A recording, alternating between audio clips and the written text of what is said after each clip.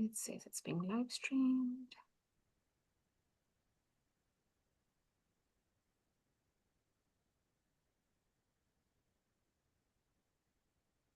Okay, now I see it.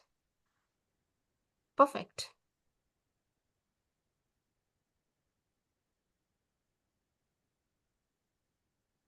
All right, I think we can begin. It's 7:03. All right, so good evening, everyone, and thank you for joining us tonight. My name is Rovina Nimbalkar, and I'm the Executive Director at NAMI Santa Clara County. Before we begin with the presentation tonight, I'm just going to go over some of the NAMI Santa Clara County's updates.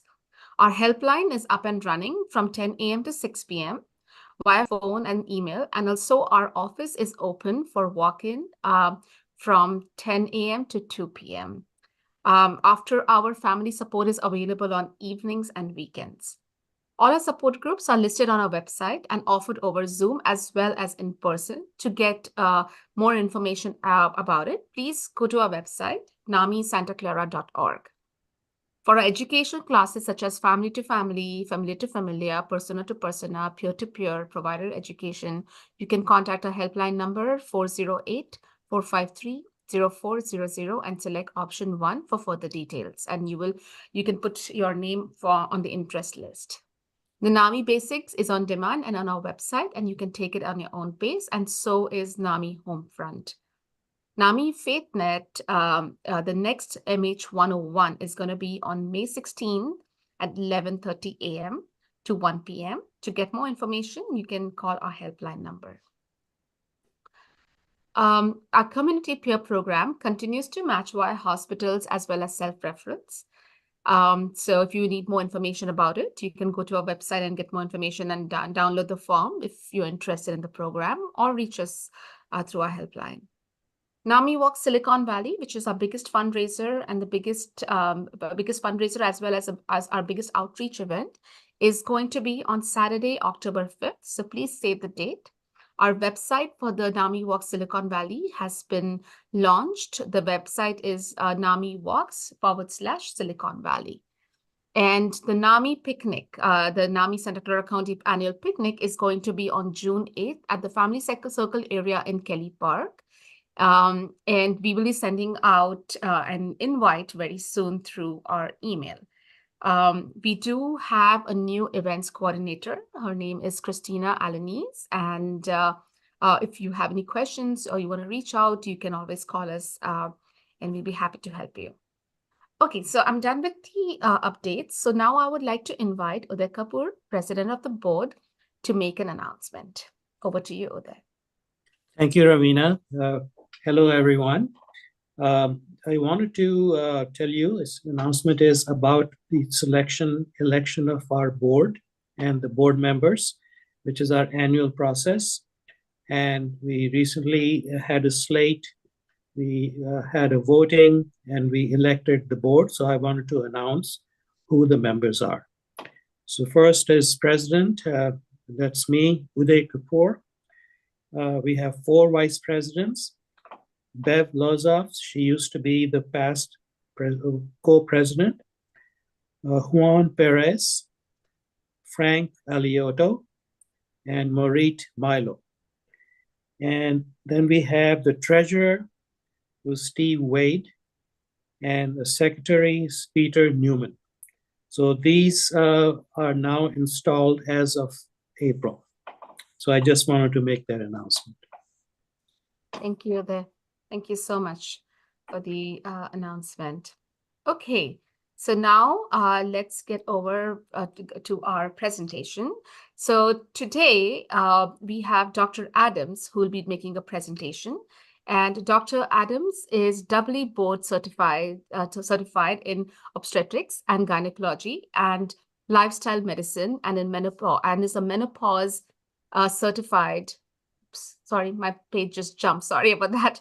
And is a certified menopause specialist expert in sex medicine at Stanford Healthcare Gynecology Clinic. She is a clinical professor of medicine in the Department of Obstetrics and Gynecology at Stanford University School of Medicine and faculty affiliate of the Stanford Center of Longevity.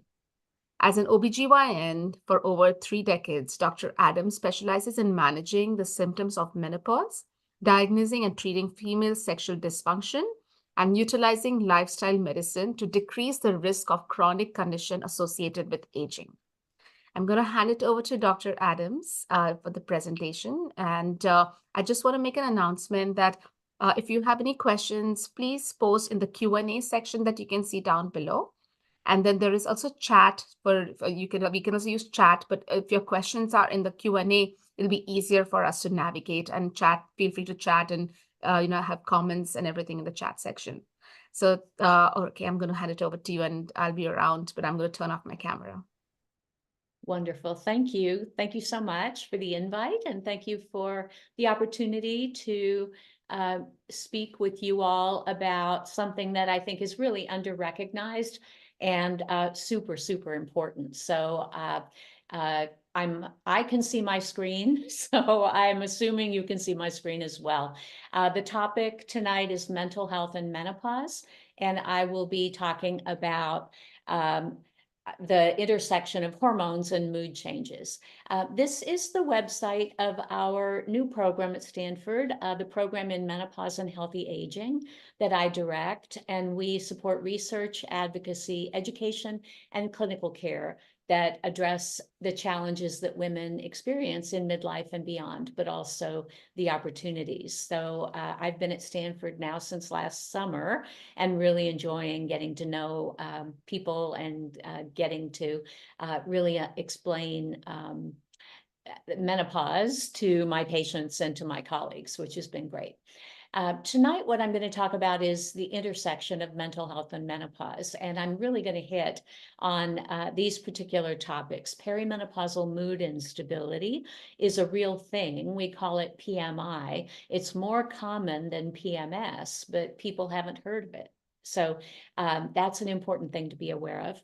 I'm going to talk a little bit about how major depression and generalized anxiety disorders can manifest in menopause, and what we know about schizophrenia and bipolar disorder and menopause and how hormones impact those things.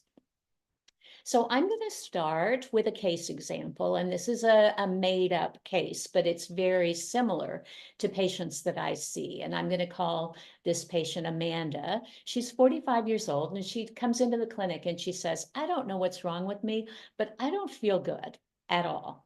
Is it my hormones?" And when I went into the history with her, she had no menstrual period for the past 2 months, and she had been skipping prior to that. She feels more anxious and more moody than usual. She's having flushes, hot flushes, both daytime and nighttime. She wakes up at night, really can't get back to sleep the way she used to. And she does have a history of PMS and postpartum depression. So that's a very common kind of presentation of patients in this age group. So I think, when I give a talk, I always want you to get the take-home messages at the very beginning. So here is the view from 30,000 feet. These are my take-home messages. Number one is that perimenopause is a window of vulnerability for both new onset and recurrence of mental health disorders, and we'll talk about why that is. Second is depressed or anxious mood improves with menopausal hormone therapy, what we used to call HRT. We now call it MHT.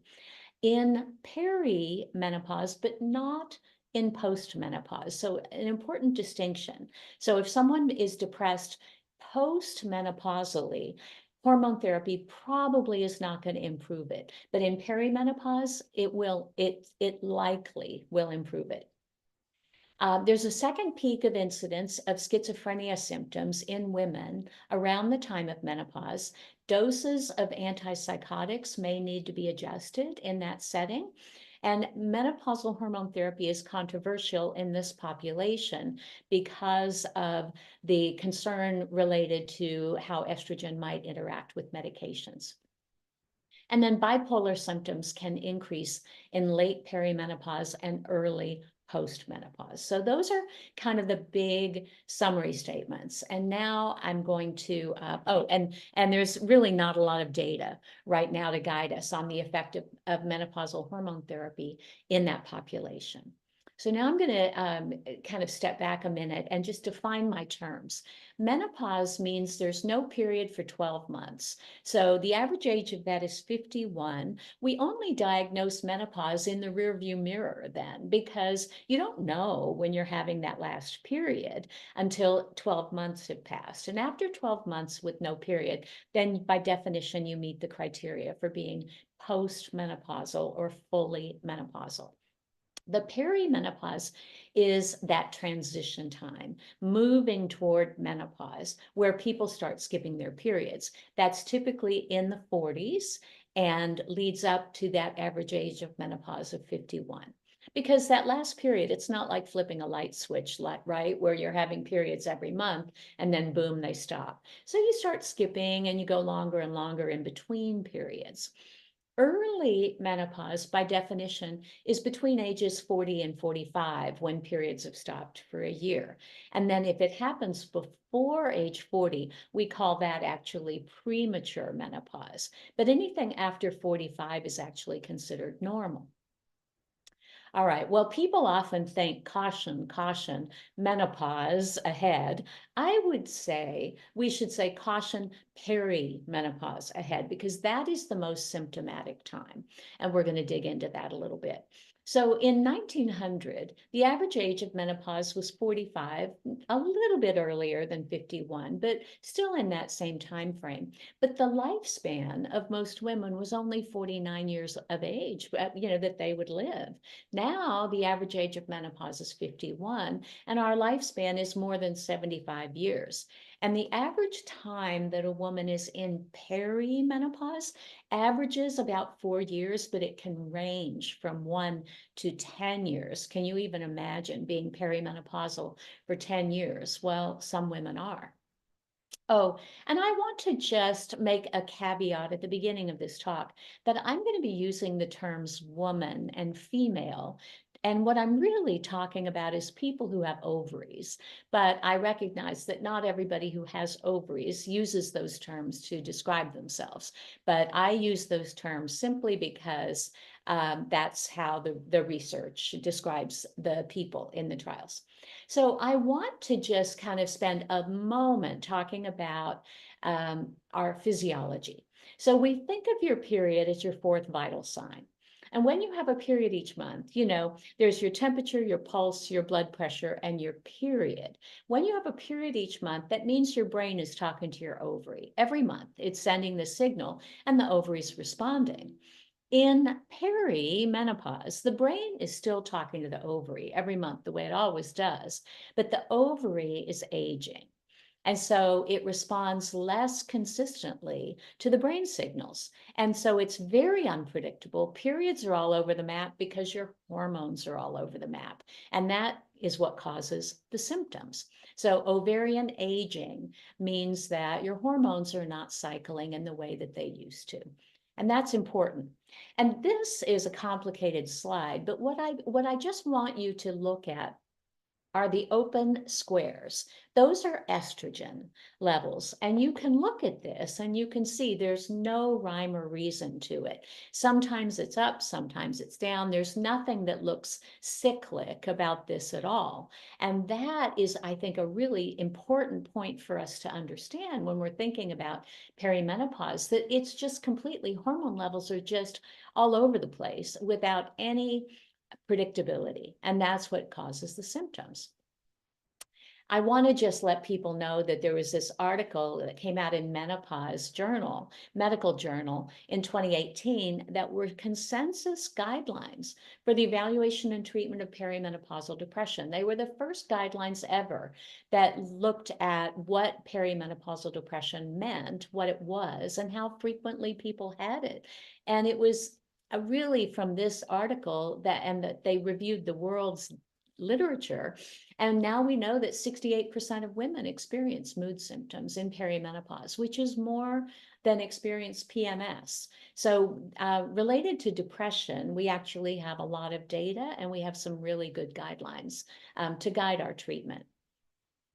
Well, taking a step back and saying what causes these perimenopausal mood changes, we really have to think of it from a biopsychosocial model, because it involves our biology, it involves our psychology, and it involves our sociology and how we are acculturated to believe about perimenopause and menopause.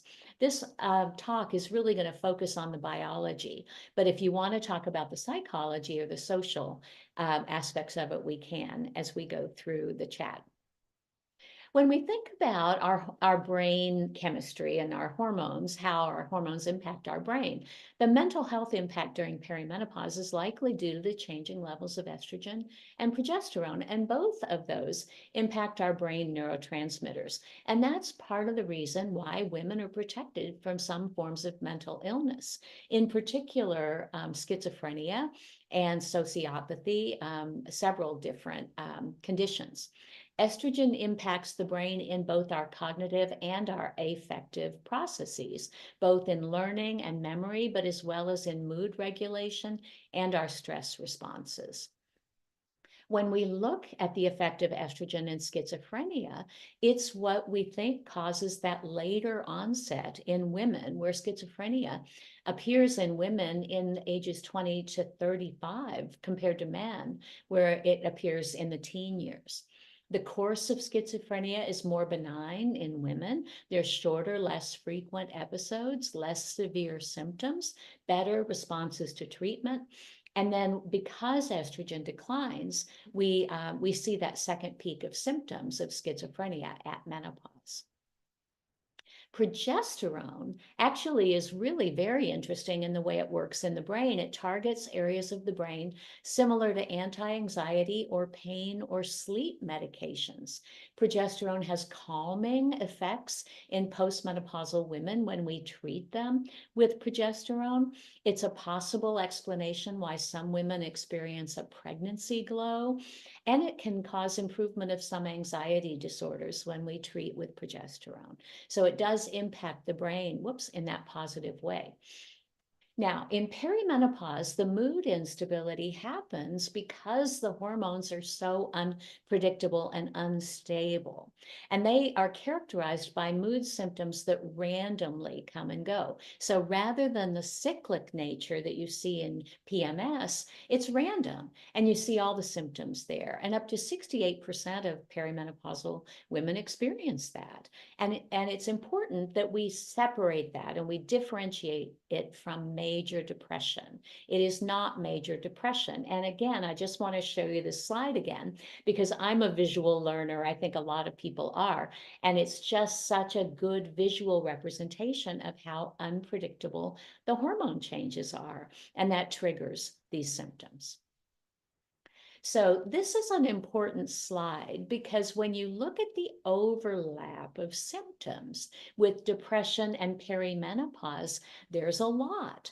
Perimenopause has 3 symptoms that are not related, that are not overlapping with depression, and I highlighted them there. Irregular periods happen 100% of the time. Hot flushes happen about 80% of the time.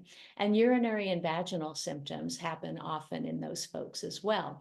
But then there's also sleep disturbance, sexual disturbance, weight changes, energy changes, and brain fog and cognitive disturbances. And those are all symptoms of depression as well. So it can be challenging to sort out which is which. Okay, so how do I know if it's major depression? How do I know if it's major depression or perimenopause? Well, in major depression, you have to have 5 or more of these symptoms in the past 2 weeks. And you can see them there. I don't have to read them all to you, but it's, sleep disturbance, weight gain or loss, fatigue, energy changes, decreased concentration, all of those. If you have 5 or more of those in the past 2 weeks, up to and even including thoughts of death or suicide, that's how you diagnose major depression versus perimenopause. And we, in our medical practices, use this questionnaire called the PHQ-9, and it takes about 2 minutes to fill it out. And we ask patients over the last 2 weeks, how often have you been bothered by these? And the symptoms are there, and people score it, not at all, several days, more than half the days, or nearly every day over the past 2 weeks.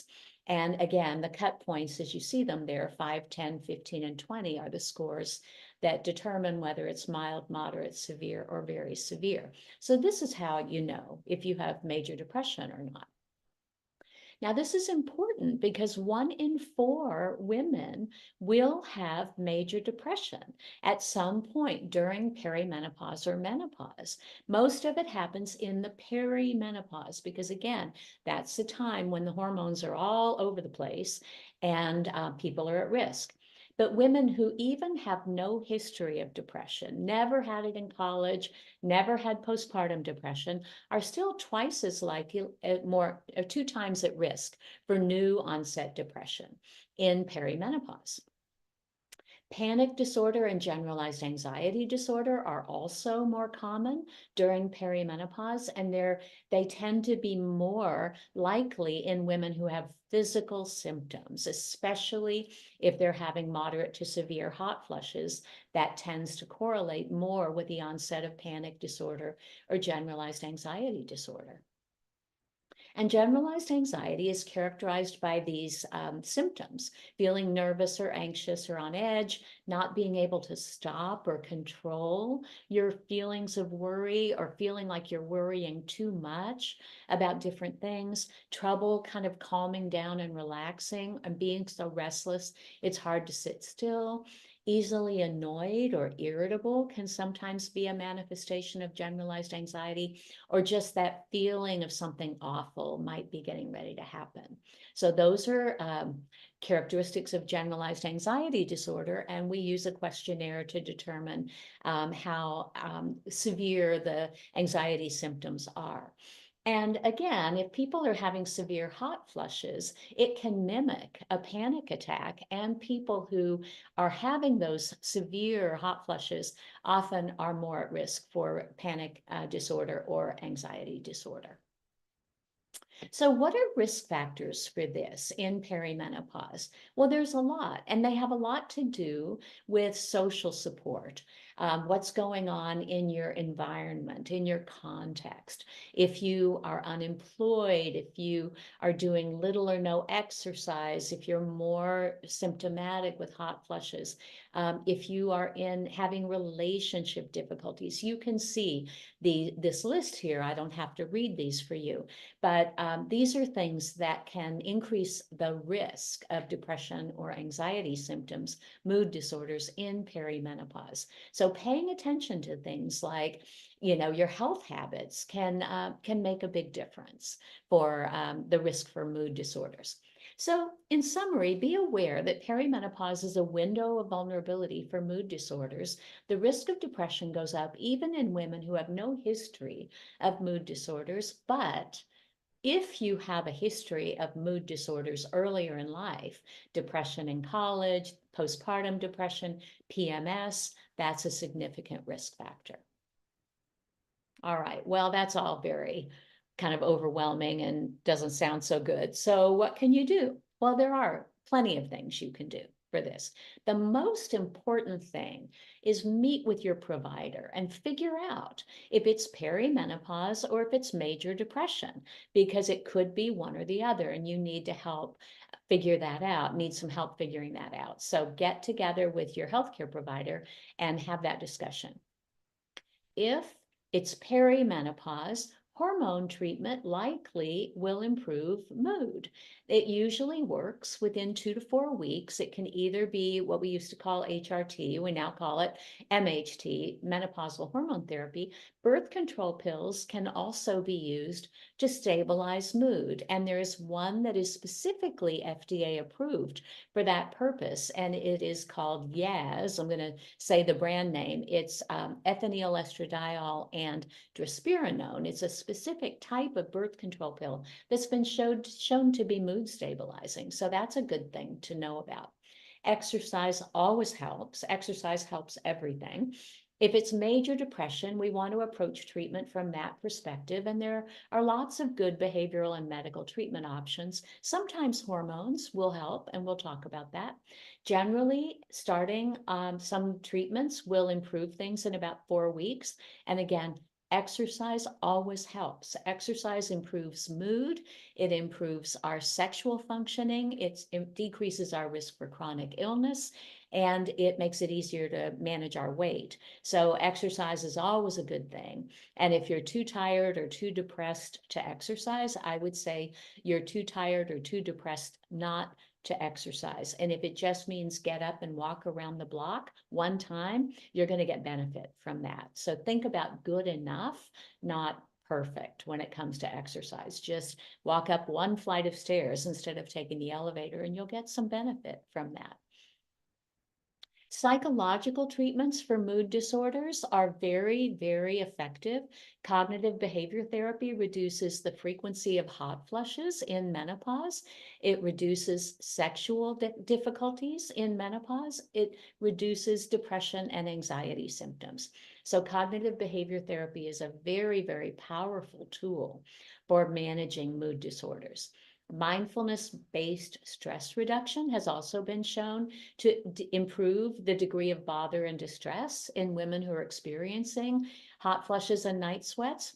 And cognitive behavior therapy for insomnia specifically helps people fall asleep quicker and stay asleep longer. So these are very effective treatments that are worth seeking out. CBT is powerful because it teaches us to identify what are called cognitive distortions, meaning that things, the sort of messages that we give ourselves that really kind of torture us, where, you say one dumb thing in a meeting and you tell yourself that you can't believe you even got put on that committee because, everyone's thinking you're just the biggest idiot in the world.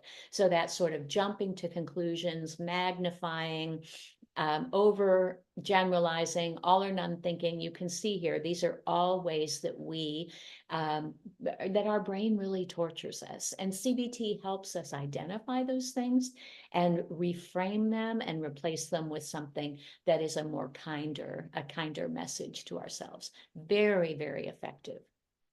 Mindfulness has also been shown to be beneficial. Paced breathing. So if you're laying there trying to fall asleep and you can't fall asleep, 10 slow, deep breaths can really help and can stop the ruminating thought process, especially if you're counting them.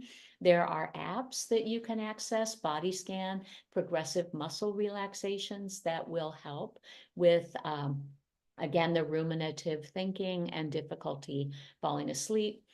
Mindfulness-based stress reduction courses help you learn to acknowledge your thoughts, but avoid emotionally identifying with them and over attaching to the thoughts, and helps you be more observant and less emotionally reactive. Again, very, very effective and helpful. Antidepressants in menopause have been shown to decrease hot flushes and provide mood stabilization. And I starred the ones here that have actually proven effectiveness in peri or postmenopause for mood disorders. And those are citalopram, sertraline, fluoxetine, duloxetine, venlafaxine. Desvenlafaxine I double starred because it actually has got some randomized controlled, placebo-controlled trials. But all of these have been shown to be effective based on their mechanism of action. What doesn't work are the herbs and botanicals that I have listed here, and the vitamins. None of these have been shown to be effective in perimenopausal mood instability. And although they are easily accessible and, have been tried in small controlled trials or observational trials, none of the data has reached the point where we recommend them for use in this realm.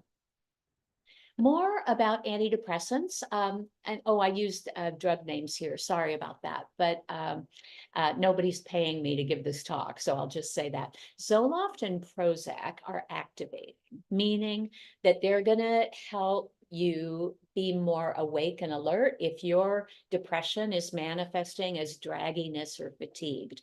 But if you're feeling like you can't fall asleep and you're anxious and sped up, you're not going to feel comfortable on Zoloft or Prozac. You're going to feel more comfortable on Paxil or Effexor because they tend to have more calming effects. Wellbutrin also is activating. So I tell my patients, take it in the morning or you won't sleep, and don't drink coffee for a few days until you see how it settles with you. We like Wellbutrin, bupropion, because it is more sex positive and it doesn't have the sexual side effects that the SSRIs and SNRIs can sometimes have. So circling back to my patient, Amanda, she's perimenopausal because she's skipping periods, but she has a history of mood disorders at various times in her life, PMS and postpartum depression. So, but she did not meet the criteria for major depressive disorder. So I opted to start her on menopausal hormone therapy and follow up in about a month and see how she's feeling. I would expect in 3 to 4 weeks that if her mood is going to improve, it will have by then. I definitely expect her hot flushing to improve. 3 to 4 weeks is really all it takes to see benefit. And then at that point, we can consider adding an antidepressant if need be, but I didn't want to start both at the same time because if she got better, I wasn't going to know what made her better. If she had met the criteria for major depression, I could have flipped the order and started her on an antidepressant and then add hormone therapy later. But I felt like her mood was mild and that hormone therapy was the appropriate choice for her. Now, what do we know about menopause and schizophrenia? We know that there is a second peak of symptoms that happen at menopause, and that women often will need to increase their antipsychotic dose, or maybe switch from an oral to an injectable because the liver metabolism that changes a little bit in menopause can change the metabolism of the antipsychotic. And so often if they're on oral meds, they actually need to increase the dose, and whereas injectables often are not needed to be adjusted.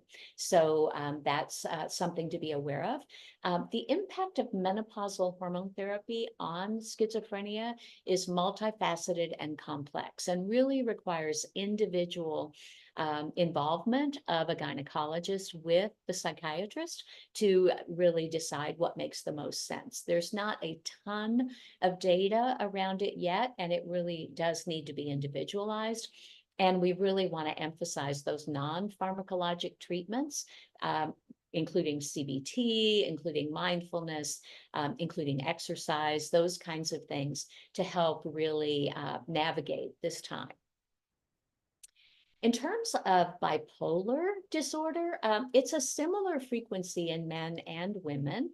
Women are more likely to manifest with more of the depressive symptoms rather than the mood elevation symptoms.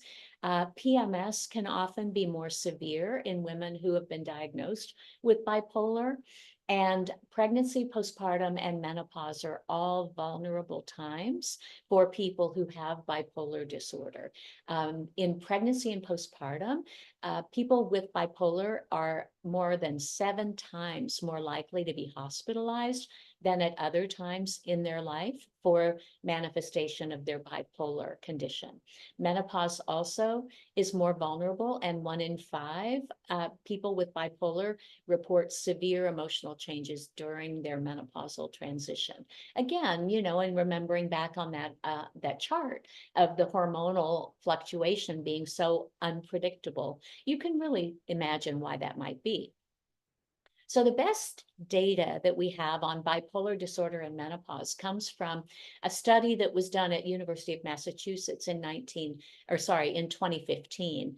And they looked at symptom diaries and objective reporting subjective data to the researchers, as well as following hormone levels. And what they found is that in the late perimenopause and early postmenopause, those were when those women were the most symptomatic, more so than in the earlier perimenopause and further out postmenopause. So it's really that time when the hormone fluctuations are the most severe. And those folks with bipolar disorder had both higher symptoms of depression and the mood elevation cycling. More menopausal symptoms, people who had more hot flushes, more joint pain, more sleep disturbance, mood disturbance, also reported more depression. And then we really don't have any guidance on the effects of menopausal hormone therapy on bipolar disorder yet. We don't really know if treatment tends to mitigate those symptoms or if you have to treat the bipolar disorder primarily. Those studies have not been done. So to wrap up, I will say that estrogen and progesterone have potent effects in the brain, both pre and post menopausal. Perimenopause is the time of the greatest vulnerability for mental health issues. So your periods may not have even stopped at this point. You may just be starting to skip them. And that's when you really feel that mood instability, the potentially increase in depressive symptoms, increase in anxiety symptoms, potentially worsening schizophrenia symptoms or bipolar.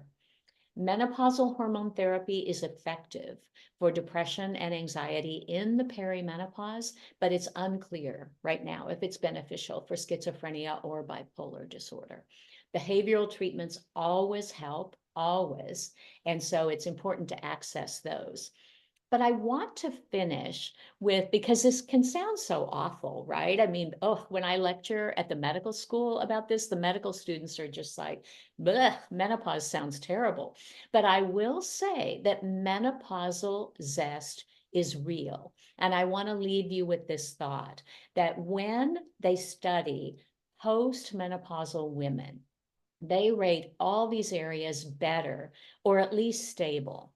Their role at work, their family life, their partner relationship, their sexual relationship, their friendships, their self-fulfillment, and their physical health. The transition time is challenging and really needs medical guidance. But once people are through it and they're in their mid-50s and beyond, they are happier than they've ever been. And that, I think, is a very important take-home message. And I think Oprah is always the sage of our time. And she said, so many women I've talked to see menopause as an ending, but I've discovered this is your moment to reinvent yourself after years of focusing on the needs of everyone else. It's your opportunity to get clear about what matters to you and then to pursue that with all of your energy, time, and talent. So I think that's a wonderful, wonderful take-home message to end this with. I will be happy to take questions and in the chat, or you can sing out. And then here is the program email if you ever wanted to email us and find out more about our program or anything else. This is how you reach us. And I will stop sharing now and turn it over to the chat. Thank you so much, Dr. Adams. Okay, let's see if we have any questions in the Q&A section. And in the chat section, I see some comments here. Let's see, maybe the questions are coming in.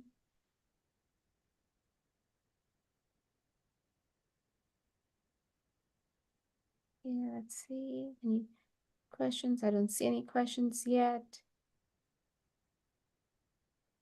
And if anybody wants to just raise their hand, feel free to raise your hands. You can even ask a question by speaking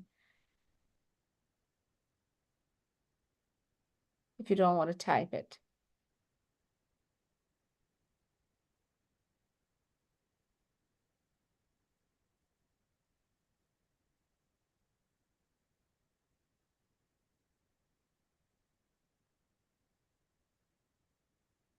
Okay, I don't see any questions yet. I just comment about excellent information. Okay, I see a question now.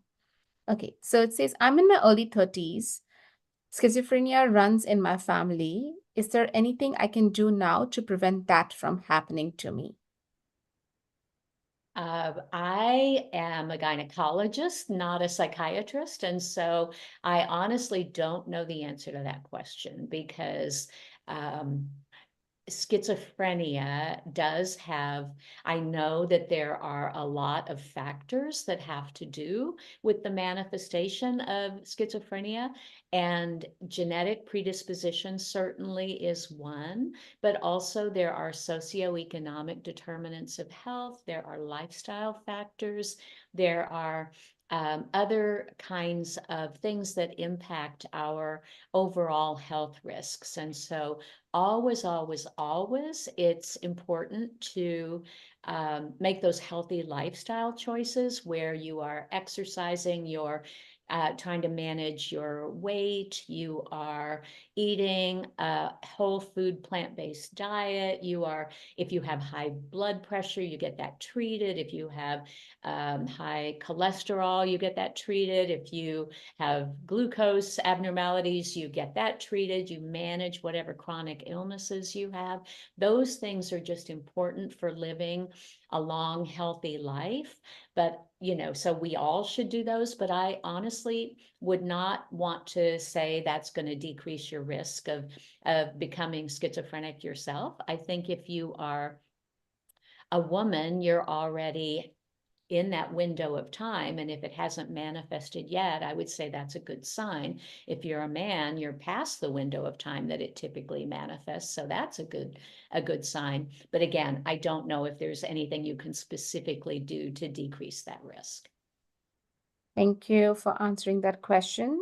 Dr. Adams, I want to follow up with a question are there any supplements that you recommend? I know you talked about the birth control pill, but are there any supplements that you recommend that can lower uh, the symptoms of perimenopause or menopause?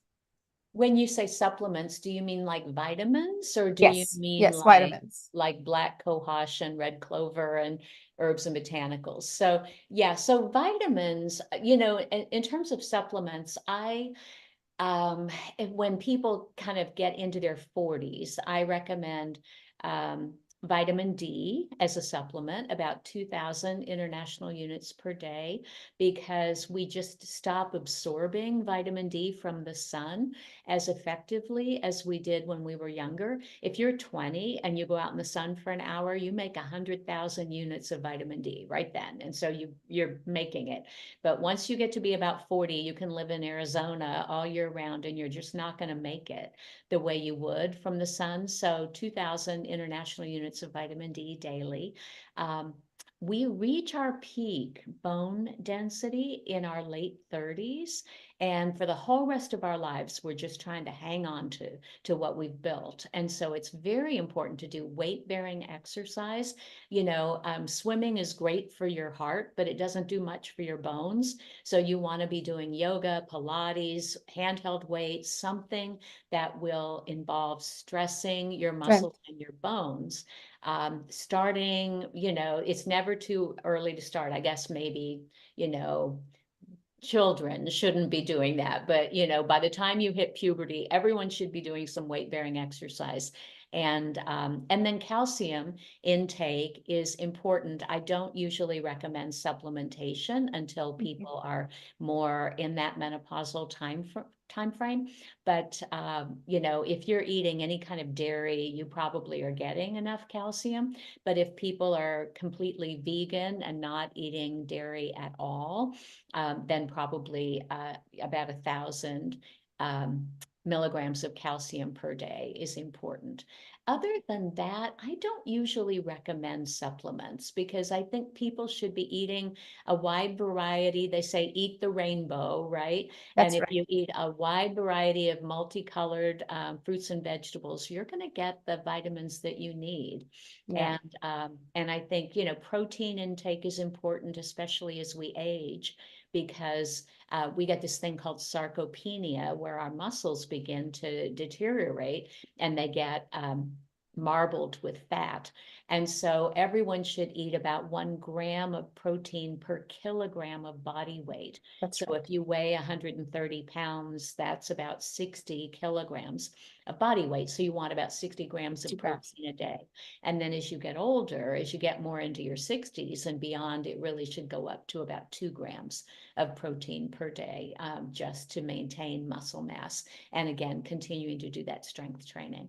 But no, I don't usually recommend supplements. Okay, that's good to know. Mm-hmm. Okay, there is another question, and the question is, I have bipolar disorder and have had 2 major episodes of mania psychosis with hospitalization from the age of 45 to 50. Prior to that, I had not been hospitalized for 14 years. No one understood the impact of hormones at the time. I'm now in menopause and recently started on Zoloft. I'm finally out of depression cycles that I was in for the last 2 years at the age of 53. Mm-hmm. Yes, thank you so much for sharing that story. I think that's a very real experience. And, as people go through those times where their hormones are unstable, you feel it, you feel unstable, and it can really trigger those symptoms. And so, post-menopause, you reach a new steady state. I didn't actually mention that, so I'm glad you brought that up. Once you've gotten through that 12 months with no period, all those ups and downs are back to a new steady state with your hormones. And so in general, mental health issues are much lower in women after age 50.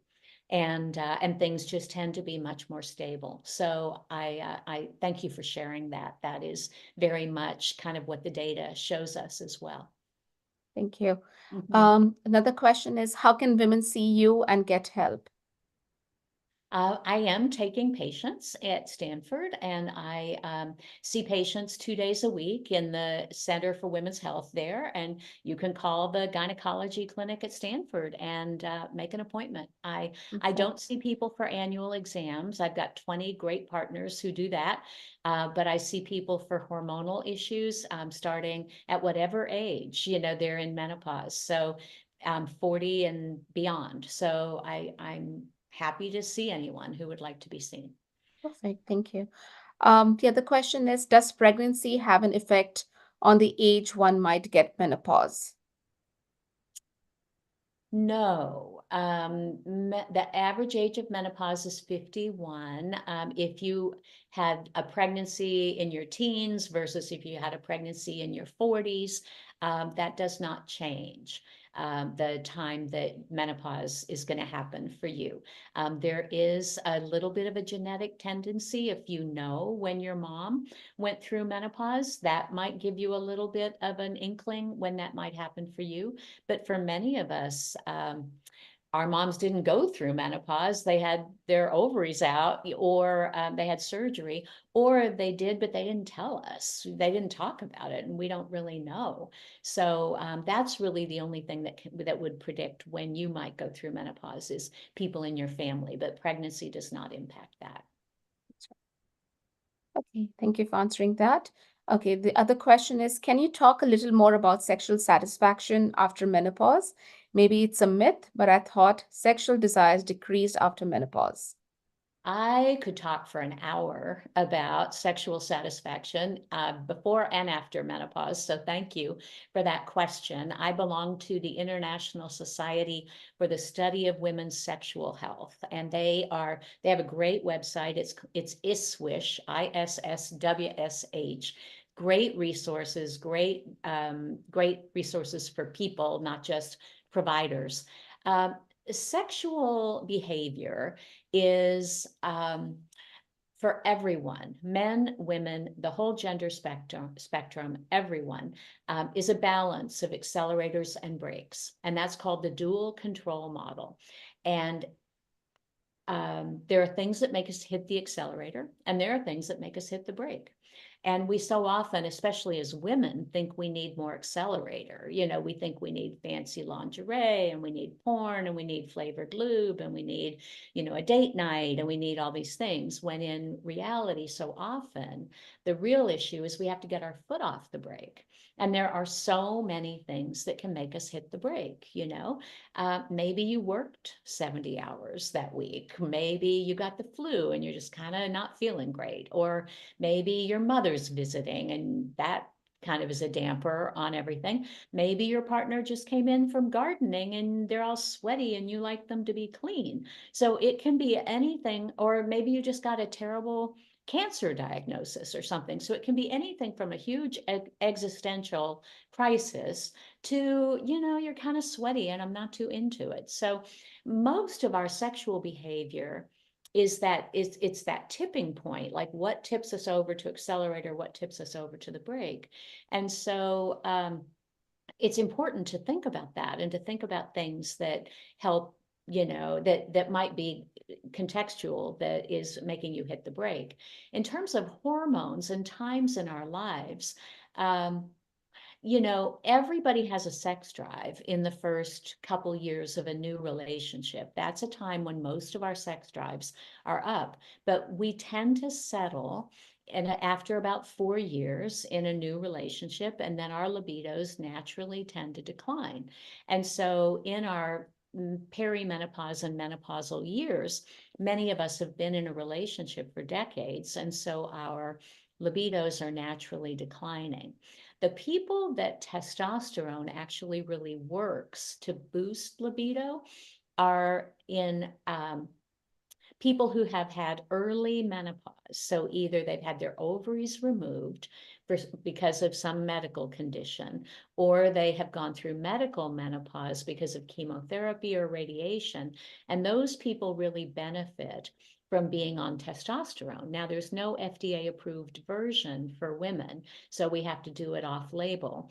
Also in post menopause, there's a little bit of data that says testosterone boosts your libido by, you know, a tiny little bit, not by very much. And it's hard to do because it's not FDA approved, and, you know, insurance doesn't cover it, and getting it is hard. So behavioral techniques are better for low libido and sexual satisfaction, and that's a whole nother topic which we don't have time to get into tonight. But I do recommend a couple of books. One is called Come As You Are, and it's written by Emily Nagoski. She has some great TED Talks, and she's a sex therapist, and the book is excellent about women's sex drive and how we can sort of turn on the ons or hit the accelerator. So I'll stop there. Wow, thank you. Thanks a lot for that information. I'm going to move on to the next question. Are there any tests one can take to test one's hormones, estrogen levels? Most of my periods are somewhat painful and happen regularly, but every so often I'll experience the ones that I don't know why. Right. I think when your periods are heavy and debilitating and painful, you should see a gynecologist for sure, because that can be treated. And there's a couple of different things that could be. You know, hormone levels I'm so glad you asked that question, because, you know, when you're having a period every month, I know what your hormone levels are going to be at different times of the month because you're cycling. And then in the perimenopause, remember that slide where it's up and it's down and it's all over the place? I could draw your hormone levels every week for 6 weeks, and sometimes they're going to be up and sometimes they're going to be down. And so, you know, it's not going to tell me anything that what's happening with your period isn't already telling me. And then when you're 12 months post your last period and you're postmenopausal, I know what your hormones are going to be there because you're not having periods anymore. So hormone levels don't really inform what's going on with your period, except in one setting, and that is if you're trying to get pregnant and we want to know if you've ovulated or not. There's a blood level that can tell us that. If you're trying to get if you're thinking about having IVF, in vitro fertilization, there are some blood levels that can be helpful with that. But in terms of just PMS or mood stuff or diagnosing perimenopause, hormone levels don't help us. Doesn't matter. Thank you. Mhm. The next question is, I have no polar 2 and I'm 50 and in perimenopause. I think I'm closer to the end as I'm skipping periods for 3 to 4 months at a time. My symptoms have been tolerable until recently, severe irritability and terrible lows that have caused a lot of suicidal ideation. I'm not a candidate for MRT as I have controlled high blood pressure. Besides exercise and diet and CBT and mindfulness, what can I do or take? I am so glad you asked this question. These are all really important questions. I would definitely say, obviously, suicidality is a condition that can be treated, and if you feel that way, you need to go to the nearest ER and get that help. So that's super, super, super important, and I really appreciate having the opportunity to make that point. What you're getting into here are the contraindications to being on hormone therapy. And I started to put that in this talk, and I thought, no, it's too much to talk about who can take it and who can't. Controlled high blood pressure is not a contraindication. You absolutely can take hormone therapy.